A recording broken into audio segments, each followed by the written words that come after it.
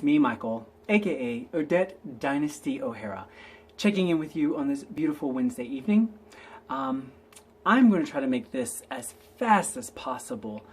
As we get closer to elections, more and more negativity starts to rise. There's positivity, there's also a lot of negative stuff. I initially started this as a private message, but I got blocked before I could even respond to them. Oh, come on.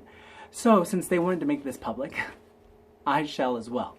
Yesterday, I posted a video that shared values and shared things that I look for in a candidate. And it just so happened to be a Bernie video. Who knows? Maybe someone else will inspire me tomorrow.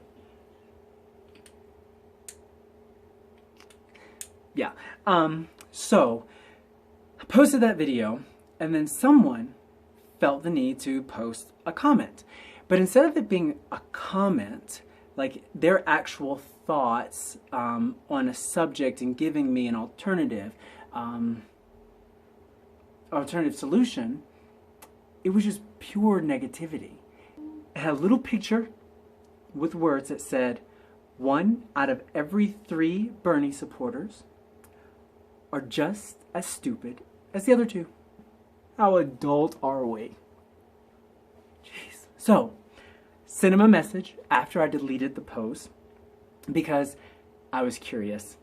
I have a thirst for knowledge and understanding the origins for different things, and it just so happened that I was wondering the origin of negative comments. This is what I said. I said, "Good evening. I hope you're well. I just saw your comment to my post. I was wondering if there was a particular reason you felt the need to share such a comment. Thank you, Michael."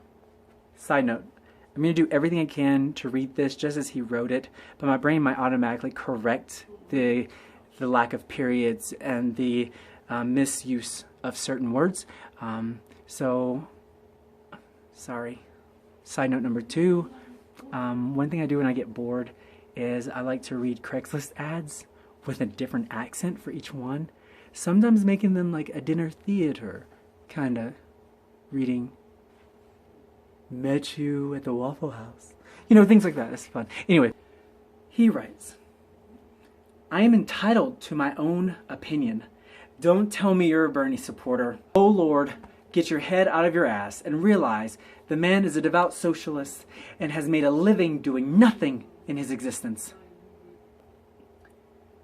To answer the first part, entitled, yes, I firmly believe that you, person next door, 3 countries away, everyone, 183,000%. However, when your opinion devalues the life or thoughts of someone else, it just shows that you're an asshole. Plain and simple. This gentleman chose to tell me he's a dick. So, good job, dick. Point number 2, okay?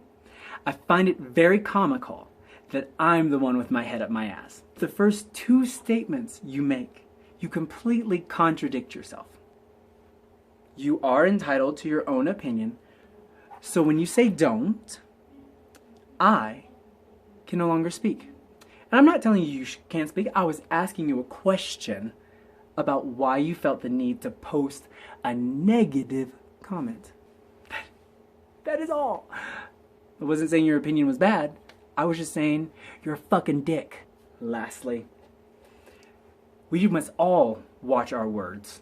I've had the privilege of having a very strict professor when I was in college, and he really opened up my eyes to how important words are and how important it is that you pay full attention to what you say when you say it or write it, especially when you write it. Screenshots. He says, the man is a devout socialist and has made a living doing nothing in his existence. When a candidate decides that they want to be in office, they choose a platform, okay? And it's on that platform that they stand, that they express themselves, that they tell the American people who they are and what they stand for. And what happens is, as an American citizen, we get to choose whose platform best appeals to the values and morals that we live by. Democracy.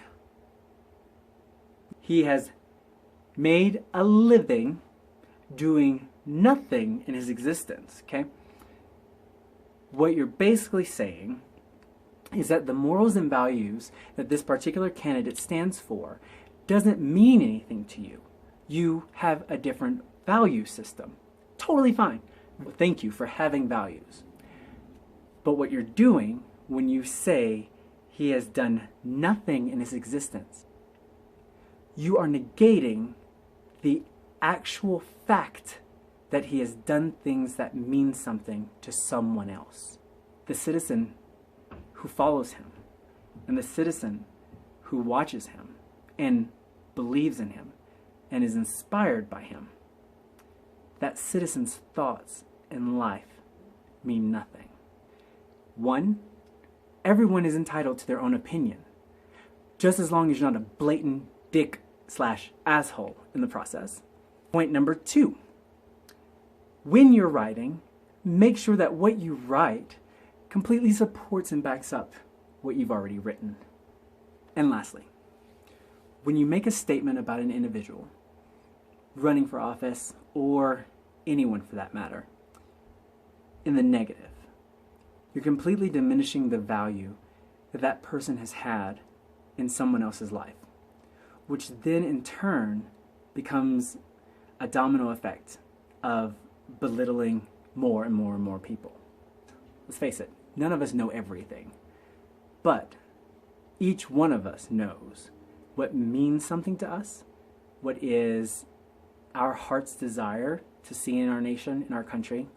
You can never argue another human's feelings. This is true. But what I can challenge is any negativity that arises when a discussion's had or when something comes up that has no solution, that has no antidote for why someone feels that way. And that we're all in this together, hands down, no matter what. Make the most of it, okay?